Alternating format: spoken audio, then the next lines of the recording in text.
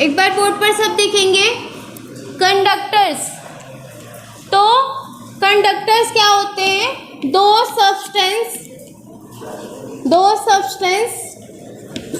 विच पास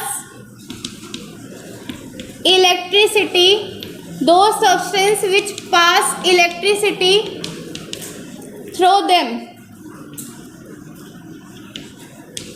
ऐसे सब्सटेंस जो अपने अंदर से इलेक्ट्रिसिटी पास कर सकते हैं, ऐसे सब्सटेंस को हम क्या बोलते हैं? कंडक्टर्स बोलते हैं। ठीक है, कंडक्टर्स कितने टाइप्स के होते हैं? तो दो टाइप के कंडक्टर्स होते हैं। पहले टाइप के कंडक्टर जो होते हैं जिनको हम बोलते हैं मेटेलिक कंडक्टर, मेटेलिक कंडक्टर्स, या फिर इनको हम क्या बोलते हैं? और इलेक्ट्रॉनिक कंडक्टर्स। पहले टाइप के कंडक्टर्स जिनको हम बोलते हैं मेटेलिक कंडक्टर या इलेक्ट्रॉनिक कंडक्टर्स। कंडक्टर्स मतलब ऐसे सब्सटेंस जो अपने अंदर से इलेक्ट्रिसिटी पास करते हैं। कंडक्टर्स जो होते हैं दो टाइप्स के होते हैं। पहले कंडक्टर जिनको हम बोलते हैं मेटेलिक कंडक्टर या इलेक्ट्रॉनिक कंडक्टर, और दूसरे कंडक्टर जो होते हैं उनको हम बोलते हैं आयनिक और इलेक्ट्रोलिटिक कंडक्टर। तो दूसरे टाइप के कंडक्टर्स को हम बोलते हैं आयनिक या इलेक्ट्रोलिटिक कंडक्टर्स।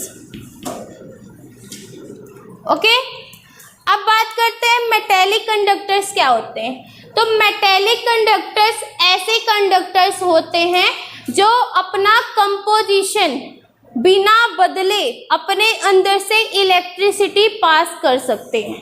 ठीक है, बिना अपना कंपोजिशन बदले, विदाउट कंपोजिशन चेंज। ऐसे कंडक्टर जो अपना कंपोजिशन बदले बिना अपने अंदर से इलेक्ट्रिसिटी पास कर सकते हैं, ऐसे कंडक्टर्स को हम मेटेलिक कंडक्टर्स कहते हैं। ठीक है, जैसे कि सारे मेटल्स, कॉपर हो गया, सिल्वर हो गया, गोल्ड हो गया। ठीक है, और भी मेटल्स ले लेते हैं, प्लेटिनम हो गया। ठीक है, नॉन मेटल में कौन हो गया? ग्रेफाइट। अब मतलब समझो, जैसे जब आप कॉपर का वायर आपके घरों में लगता है या कॉपर का वायर स्विच बोर्ड्स में लगता है, तो क्या वो वायर कॉपर नहीं रह जाता है? रह जाता है ना। मतलब कॉपर का वायर जो है वो कॉपर ही रह जाता है, वो अपना कंपोजिशन नहीं बदलता है। उसमें फ्री इलेक्ट्रॉन्स होते हैं जो इलेक्ट्रिसिटी कंडक्ट करते हैं। मेटल्स के जो इलेक्ट्रॉन्स होते हैं, जो आउटर सेल के इलेक्ट्रॉन्स होते हैं, उनका न्यूक्लियस के लिए अट्रैक्शन कम होता है। ठीक है, जो सबसे बाहर वाले इलेक्ट्रॉन्स होते हैं, तो उनमें जो होता है वो एकदम फ्री होते हैं एटम्स में। तो वो क्या करते हैं? इलेक्ट्रिसिटी पास कर लेते हैं। तो उसमें उन मेटल्स को अपना कंपोजिशन बदलना नहीं पड़ता है। जो सारे मेटल्स हैं जो अपने अंदर से इलेक्ट्रिसिटी पास करते हैं, वो अपना कंपोजिशन नहीं बदलते। कॉपर की वायर है, वो कॉपर की वायर ही रहेगी, सॉलिड स्टेट से लिक्विड स्टेट में नहीं हो जाएगा। ना वो अपना स्टेट बदलेंगे ना कंपोजिशन बदलेंगे। वैसे कि वैसे एज इट इज अपने फ्री इलेक्ट्रॉन्स की वजह से इलेक्ट्रिसिटी पास करेंगे, इसीलिए हम इनको इलेक्ट्रॉनिक कंडक्टर्स कहते हैं। ठीक है, विदाउट कंपोजिशन चेंज इलेक्ट्रॉन्स, कौन से इलेक्ट्रॉन्स? फ्री इलेक्ट्रॉन्स की वजह से अपने अंदर से इलेक्ट्रिसिटी पास करते हैं। ग्रेफाइट भी इसका एग्जाम्पल है। हालांकि ग्रेफाइट नॉन मेटल है, लेकिन वो कंडक्टर कैसा है? मेटेलिक कंडक्टर है। ठीक है, मेटेलिक कंडक्टर का मतलब सिर्फ ये नहीं कि मेटल्स वाले, ग्रेफाइट भी एक मेटेलिक कंडक्टर है। ऐसा कंडक्टर जिसके पास फ्री इलेक्ट्रॉन्स होते हैं और अपना कंपोजिशन बदले बिना वो अपने अंदर से इलेक्ट्रिसिटी पास कर लेता है। ठीक है, लेकिन जो दूसरे टाइप के कंडक्टर होते हैं जिसको हम क्या बोलते हैं? आयनिक या इलेक्ट्रोलिटिक कंडक्टर्स बोलते हैं, वो अपने फिजिकल स्टेट पर इलेक्ट्रिसिटी पास नहीं कर सकते।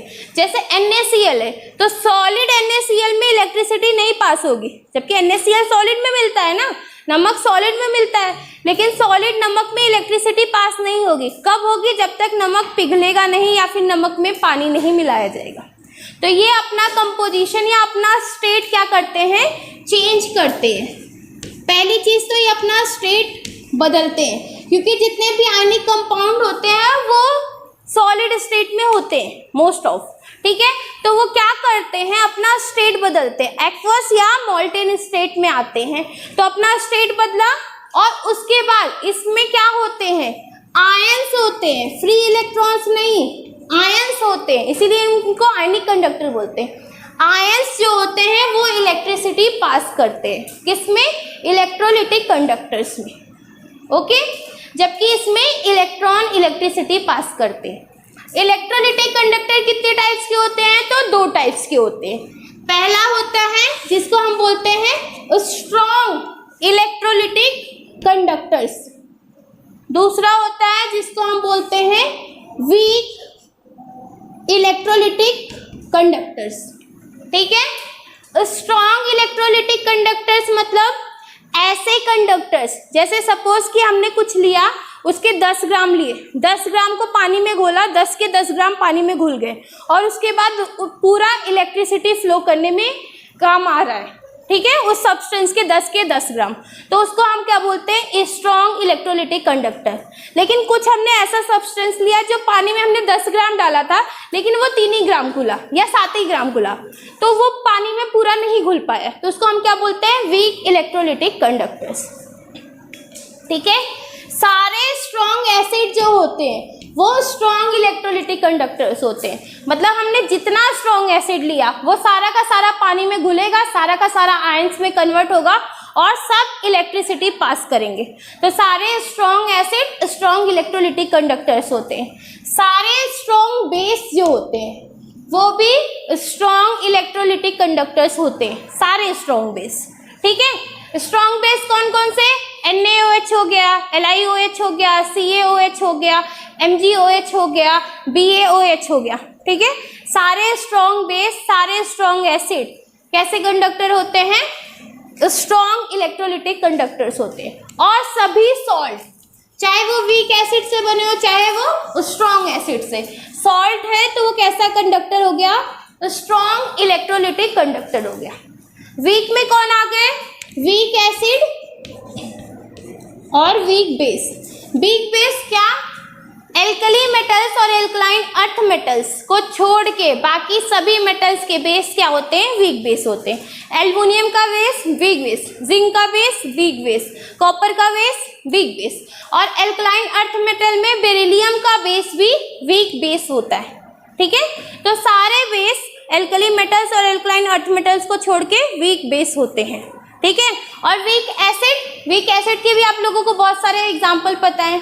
जब इलेक्ट्रोनेगेटिविटी कम होती किसी एलिमेंट की तो कैसा एसिड बनाता है, वीक एसिड, या सभी बैलेंसी सफिशिएंट नहीं होती है तो भी वो वीक एसिड बनाता है। जैसे फास्फोरस के एसिड वीक एसिड होते हैं, ठीक है। नाइट्रस एसिड वीक एसिड होता है। सारे ऑर्गेनिक एसिड, चाहे वो सिट्रिक एसिड हो, चाहे वो पिक्रिक एसिड हो, चाहे वो एसिटिक एसिड हो, सारे ऑर्गेनिक एसिड्स कैसे एसिड्स होते हैं, वीक एसिड होते हैं। और सारे मिनरल एसिड कैसे एसिड होते हैं, मोस्ट ऑफ स्ट्रॉन्ग एसिड होते हैं, ठीक है। तो जैसे सल्फ्यूरिक एसिड हो गया, हाइड्रोक्लोरिक एसिड हो गया, HClO4 हो गया, ये सब कैसे एसिड है, स्ट्रॉन्ग एसिड, ठीक है।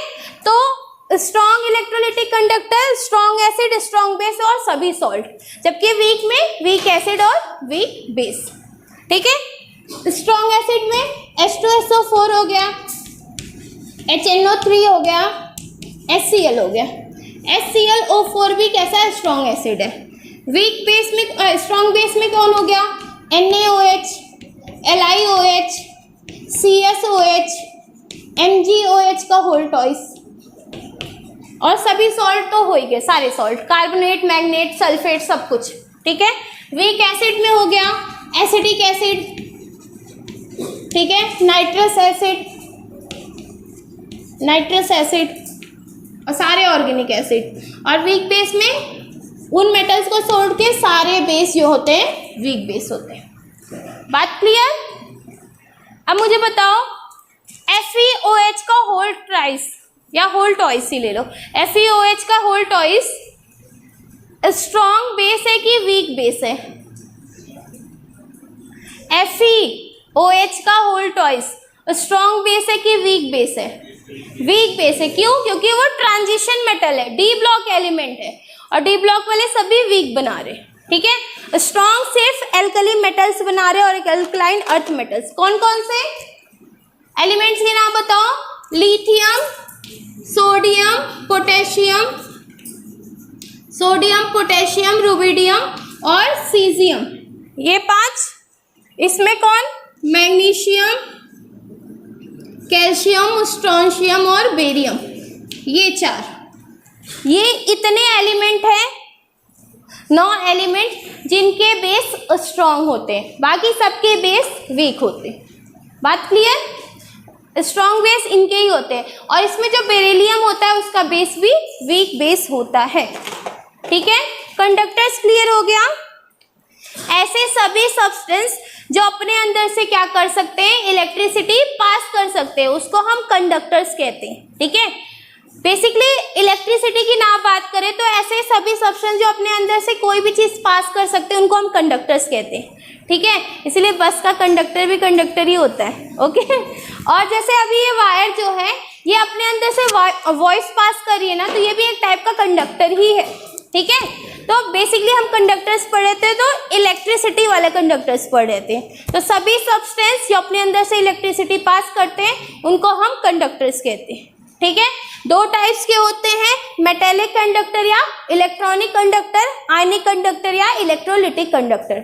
मेटेलिक कंडक्टर्स जो होते हैं फ्री इलेक्ट्रॉन्स के थ्रू विदाउट कंपोजिशन चेंज अपने अंदर से इलेक्ट्रिसिटी पास करते हैं, जबकि इलेक्ट्रोलिटिक कंडक्टर्स जो होते हैं आयंस के थ्रू कंपोजिशन चेंज या स्टेट चेंज के बाद अपने अंदर से इलेक्ट्रिसिटी पास करते हैं। ठीक है, बात क्लियर? ओके, अगला क्वेश्चन लिखो। इसको नोट करना है तो नोट कर लो, जिन लोगों ने नहीं पढ़ा उन लोगों, जो बहुत सारे लोगों ने